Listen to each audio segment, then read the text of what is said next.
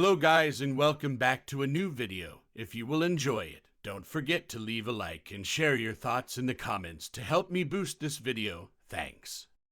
Story 1. Yes, we'll have the coffee. My sister just reminded me about this story. It takes place in 2017. I'm on mobile. Forgive any formatting errors, but definitely come at me for spelling mistakes. She and I were out for brunch and had a lovely time at an upscale rooftop restaurant in the heart of our city. You know, the kind with a full setting, cloth napkins, and white tablecloth. The kind where a pancake entree has the word melange, and mimosas are $16. We had a great time even though the service was a little rushed. We get it. Saturday brunch means a lot of tables with a speedy turnover. My sister had been a waitress all through college. We even joked about her applying for the weekend shift since she'd make great tips. When it came time to settle the check, we noticed we had been charged for 2 coffees, which we didn't order nor receive. While handing the bill back, I asked that they be taken off. Waiter, well, you got coffee. I'm sorry, we actually didn't. See, shows in the pristine empty coffee cups. Waiter, no, there's 2 coffee cups on the table. There are coffee cups on every table. At this point he kind of huffs and rolls his eyes and says he doesn't have the authority to remove anything from the bill. Before I can ask for someone who can, he smirks and says the manager on duty just went on break, and we'd have to wait 30 minutes for her, but he'd be asking us to wait at the host stand since they need the table. My sister and I look at each other, and we both get the same idea. Sister, well, okay. Hess, if we're being charged for coffee, I'd like a refill. Oh, for me too. And can you bring cream and sugar? It was at this moment he knew he fucked up. We spent another 20 minutes sipping coffee and keeping him from turning the table. We asked for refills once, and I asked if they had any raw sugar packets. At the end of it, he was pointedly ignoring us. We kinda giggled about it, and I made a very dramatic show of flourishing my card, putting it in the booklet, and setting it upright. My sister even tried to flag him down, but he refused to look in our direction. We finished and hung around until he came back with his manager. He was smirking again. Big lips, that guy. I have to say that facial expression stayed with me. Waiter, sickly sweet. Okay, you two. We have a seating time limit to allow our other guests the opportunity to eat with us. Will that be all today? Well, we've been waiting for you to take our check. I was trying to get your attention earlier, but you must have been busy. I offer him my card in the booklet, and I've never seen a human turn red so quickly. He mutters that he'll be right back and marches off to run it. While we were waiting, the manager asked us about our experience. We said we both had a great time and we'd be back, and relayed what happened. At least we ended up enjoying the coffee. We paid, left a decent tip, and skedaddled. But it felt good knowing he probably cost himself a ticket's worth of tips over $9 in coffee. Story 2. Bleeding it dry. MC in the print hub. I currently work in a print hub, and mentioned in a previous post that malicious compliance kind of just comes with the job. Here is another one that I just learned the outcome for this week. I had been on medical leave for quite some time. During that time, a number of systems and programs we used changed. In particular, our online systems for business cards and similar products had changed. The way the system was before my leave was that when a customer uploaded the file, the system would slightly stretch the file to include a bleed. If a file was submitted with a bleed, nothing would be done. For those not in the know, a bleed on a print file is in excess of the image in the design that is meant to be cut off. Most business cards have colored blocking for style, and this ensures that there is no ugly, uneven white edge on the finished product. Essentially, it allows the customer to get what they envision. Astute readers would realize our old system could cause issues, however, especially when writing or images are close to borders. Information could be cut off due to being over the bleed line after the image was stretched. As such, we as workers knew that a change was going to happen.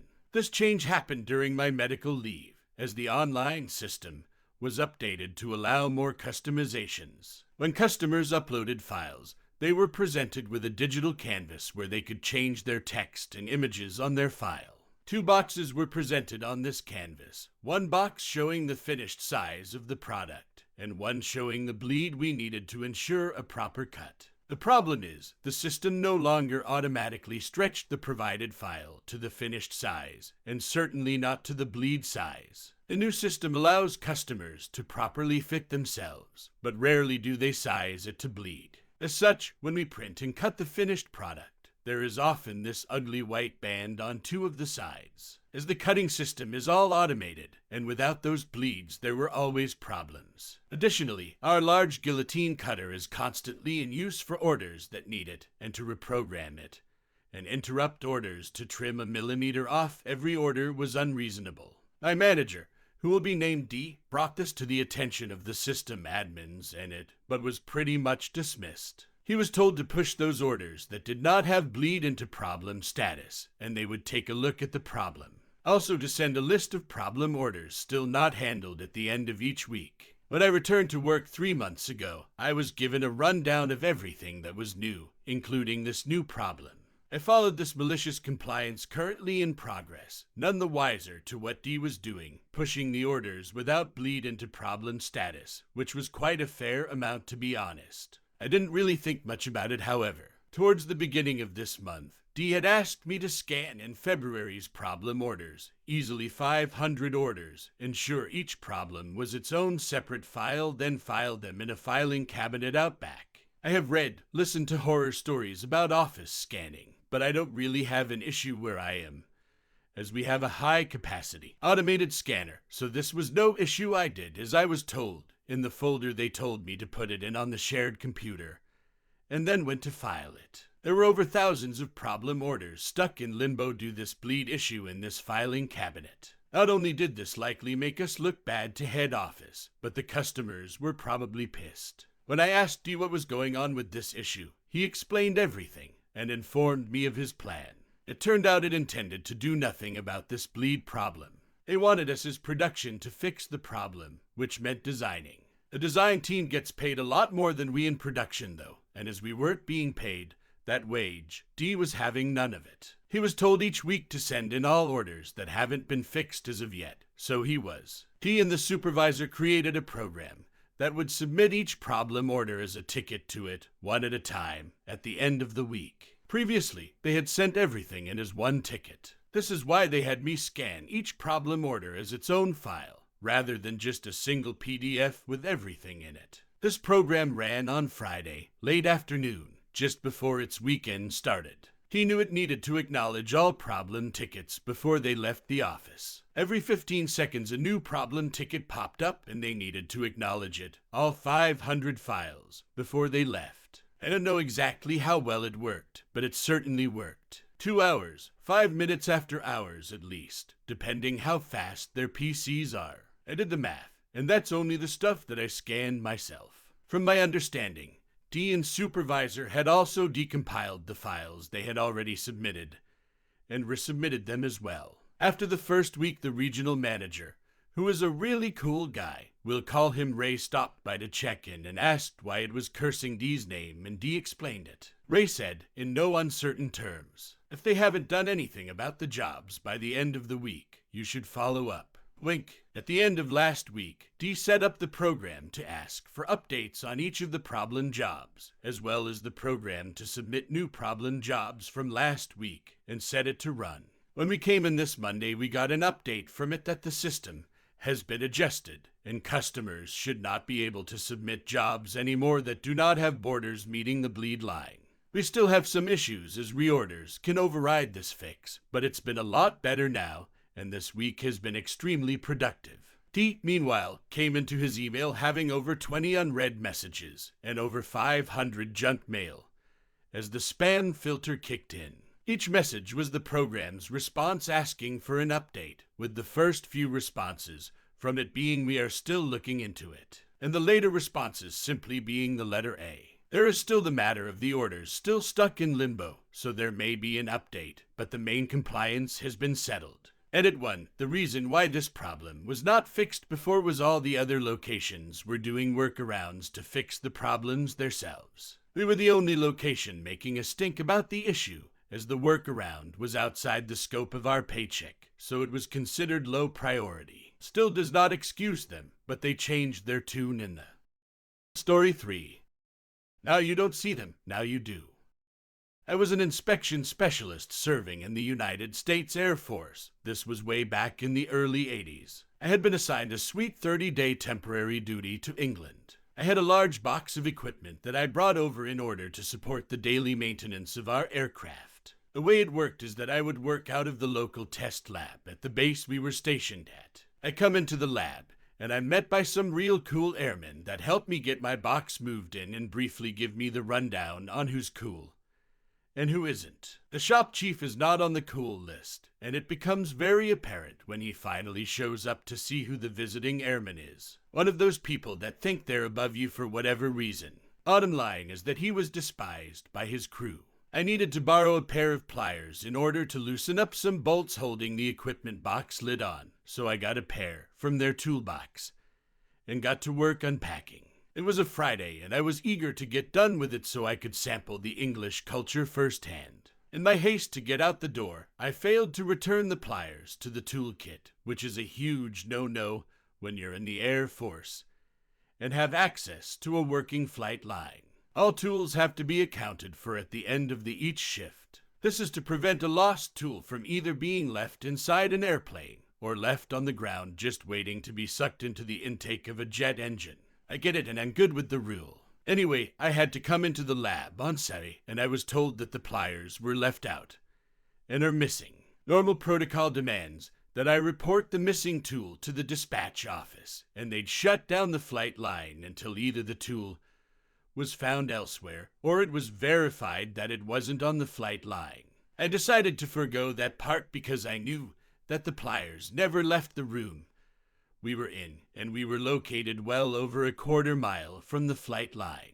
And we, as in the guys assigned weekend duty, spent hours scouring that entire lab for those pliers. We moved everything out of a couple of the rooms, checked in every box and container, and even looked in all the desks, except one. It was the shop chief's desk, and it was locked up. I made the comment that we should X-ray his desk just to make sure. We had the capability to perform mobile X-ray inspection. Came back that Sunday and looked through everything again, and still didn't find them.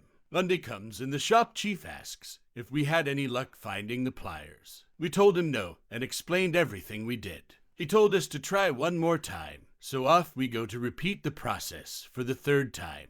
However, as I was moving stuff in the room where I originally thought I lost the pliers, I spot them on the floor behind the wheel of a cart that I had moved out of that room 2 times before. I quietly let the crew know that I found them, and told them that the shop chief must have been holding them. So I picked them up and put them in my pocket, and told the crew to not say a word. Here's where the compliance comes, and we went ahead and cleared everything out of the room, as in totally empty. I called the shop chief over and told him that the room was cleared and we didn't find the pliers. He walks over to the door of the room, I'm tracking where his eyes go, looks in at the exact spot where he put the pliers, and literally jumps a bit like he was startled. And I really start laying it on thick. I tell him that the only place we haven't looked was in his locked desk, and how I was tempted to X-ray it, but now we have to call dispatch since the pliers have been missing for over 2 days, that the flight line must be shut down, acting like I'm about to panic because we could damage an airplane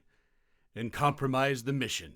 And just let it rip, and the whole time I watched his face get redder and redder until finally he fesses up and admits to hiding the pliers. I laid into him a lecture about playing games and how he started this game, and now he wants to whine when I played the same game with him.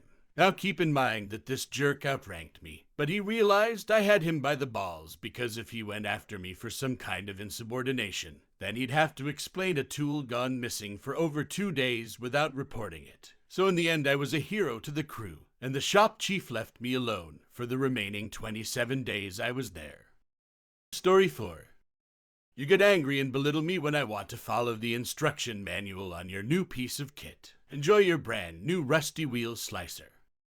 It's been years, but I'm still worried that this person is going to hunt me down in my sleep, hence the throwaway. I used to work at a deli shop/cafe place, just to make ends meet while I went to uni, and the owner of that place was a real piece of work. If you got on her bad side, you were on the shit list, and she would be both openly and passively aggressive with the general vibe that you were an incompetent idiot no matter what you did.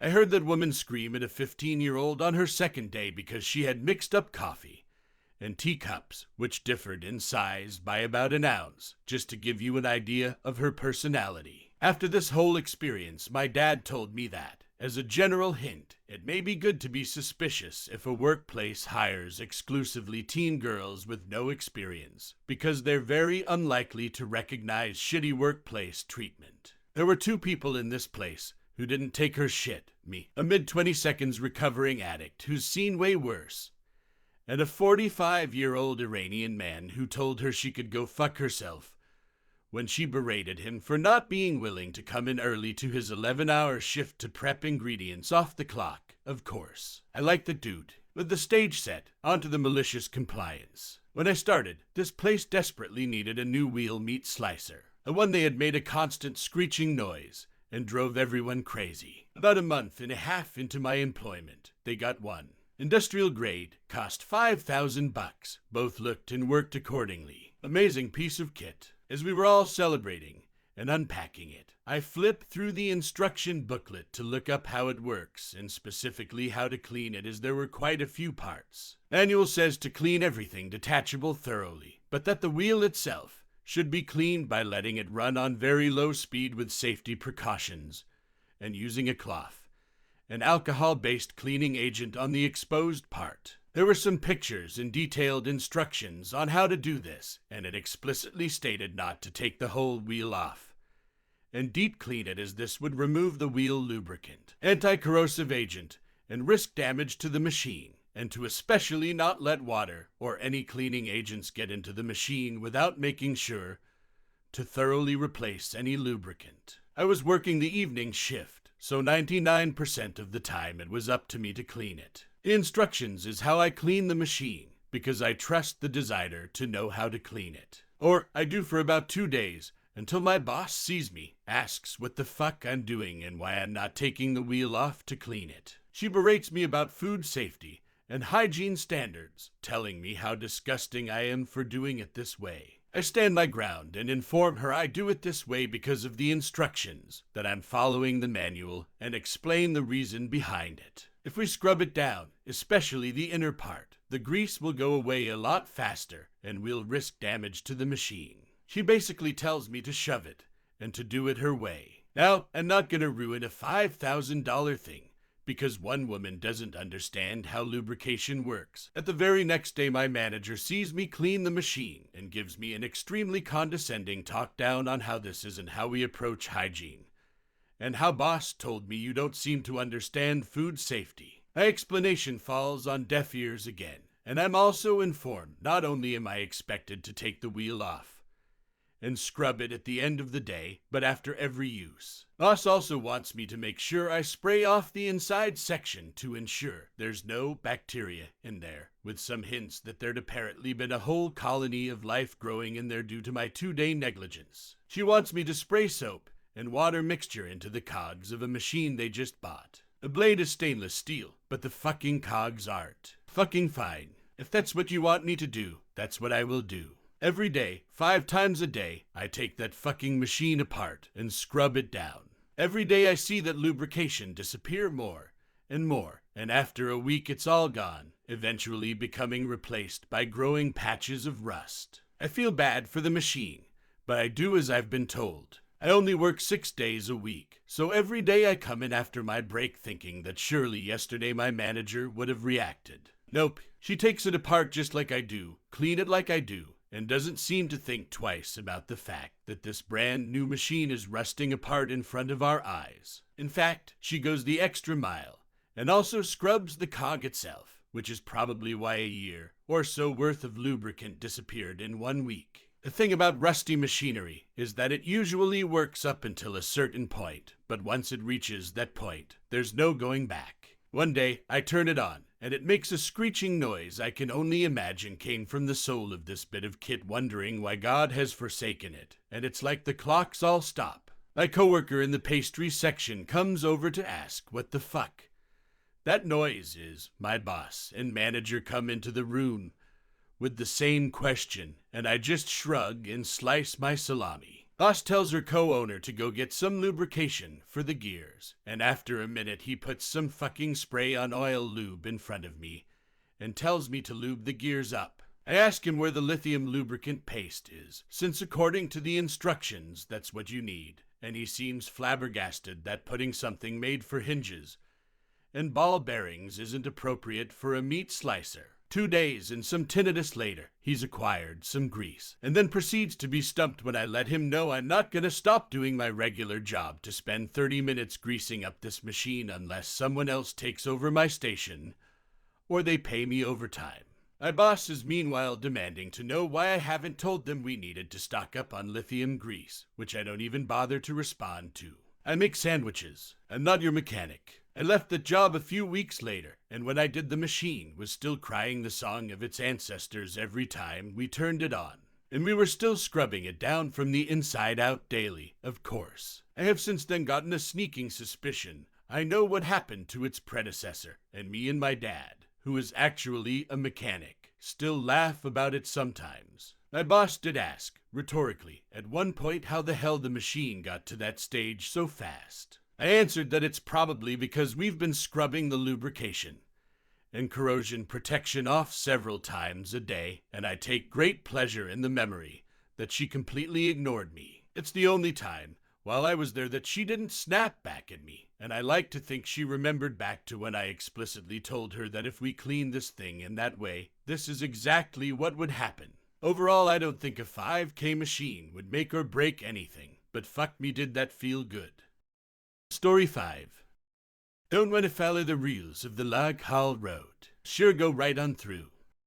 On-time lurker. Been debating posting this. I tried to keep it short while providing context. TLDR at bottom. For context, I 27 Fahrenheit work for a small, local security company. We mainly do oil, gas, and logging roads. I typically work pipeline security, but I'm between sites at the moment waiting for spring breakup, when the ground starts to thaw, and heavy equipment and trucks can't operate because this is swampland. Before breakup, they've got a 24/7 log haul happening on one of the big logging roads in our area. Now because of this, traffic going against the log trucks is being restricted by us. I sit down at the far end of the log road and control who can go through the wrong way. This is limited to 3 companies and their subcontractors because their sites are close to my end of the road, and they don't interfere with log trucks. Any company that is in violation of this rule receives a $10,000 fine, and their road use privileges are affected. In this case, they can still only travel one way on the road once breakup hits, and the log haul has to stop until the logging company says otherwise. One company in particular has been one massive pain this whole time. Let's call them Stupid Inc. for privacy reasons. Now Stupid Inc. site sits about halfway down the log road. They have to go down to the far end of the road and drive the same direction as the log trucks. Well, they don't bother telling their subcontractors this, so all day every day I'm busy turning these guys away. One morning last week, this big pickup pulls up, and I asked the usual of where you headed. He gave me the kilometer number of where the site is. It's Stupid Inc., only he gives me a different company name, a subcontractor. We'll call that one prick company. I informed the guy that he couldn't go this way, and he lost it. Starts cursing and swearing, yelling about how it's complete bullshit, and I shouldn't be allowed to do this. He tells me he's gone this way down the road plenty of times when he's not working, and it's never been an issue. The thing is that private users, so just regular people, are technically allowed. Legally speaking, we can't stop them, as roads are public to a degree. There's a whole thing that I'm not gonna get into. Private users are allowed to use the road, though we strongly caution against it. All right, then I'm a private user, and you can't stop me. You just told me that you're here for work, but all right, if you say so. You've been warned. And he floors it on down the road. What followed was a 4-day manhunt. I immediately notified the road patrol supervisor, as well as road patrol and my boss. I was asked questions for 4 days while they tried to identify this guy. Because he said he was going to work for Stupid Inc., they got hit with the fine. Of course, this didn't go over well with them either. Next thing I know, The site superintendent is asking me tons of questions about the guy. When I said he worked for Prick Company, well, that didn't go over well. From my understanding, Prick Company was at risk of losing the contract they had with Stupid Inc. over this. Prick Company then started digging around, and I heard they found out who it was, and the guy lost his job over it. The kicker, he wasn't even working for Stupid Inc. that day. The superintendent told me they didn't have Prick Company out working on anything. One of his employees had seen the truck I described way on the other side of Stupid Inc.'s site. He hadn't even stopped there. As far as anyone knows, he actually was there as a private user. And had he just said as much, none of this would have happened. I need to clear up a couple of things. It's not like the guy said, yeah, I work for this company, but I'm off today. I get that a lot actually, and never have an issue with it. A guy specifically told me he worked for Prick Company and was working down at Kilometer X, which was the location for Stupid Inc. I asked him to confirm the company he was headed to work for, and he specifically named Stupid Inc. I told him that company and their subcontractors were not allowed to go that way, and he started yelling and swearing at me. During his hissy fit, he said he's been down that road several times when not working. I told him that private users, so individuals not there on behalf of a company, legally can't be stopped. It's a legal gray area. Yes, it's stupid. The private user equals not there representing a company equals can go. Employee, subcontractor equals there to do work on behalf of the company equals cannot go. After explaining this, he got all smug looking and declared he was a private user. He thought he'd found a loophole. It wasn't like he said, well, I'm actually not here for work today. I just do work for this company. Instead, he was a straight-up asshole about the entire situation and very clearly lied to my face about being a private user. Again, I don't know why he was truly there. I never found out. All I know is he lied to my face, gave me trouble, which is another finnable offense, actually, but that's a whole other thing, and thought he'd found a loophole. The way the situation itself played out, I guarantee based on the information given to me by him that I was not confused on the matter. Also, when I say 4-day manhunt, what I mean is that it took 4 days for the various companies to figure out exactly who this guy was, as he didn't give me a name, and it's an incredibly common truck description. He didn't vanish into the woods, never to be seen again. Apologies for any confusion there. I was never hoping the guy would lose his job. Honestly, I wanted him to get chewed out as a nice bit of karma. This dude was nasty, very colorful language, and at 6:10 a.m., I was so not in the mood to get screamed at. I knew about the fine, which is why I said you've been warned prior to him taking off. I knew that things were going to be ugly for him when boss got their hands on him. I did not hope or really expect he would lose his job. I can't deny that I do feel a tiny sliver of satisfaction, because guys like this need to be taken down several pegs. But I do also feel bad that it cost him his job. I believe this would be a case of FAFO, and I sincerely hope he's learned something from this, and will be nicer to people just doing their jobs in the future.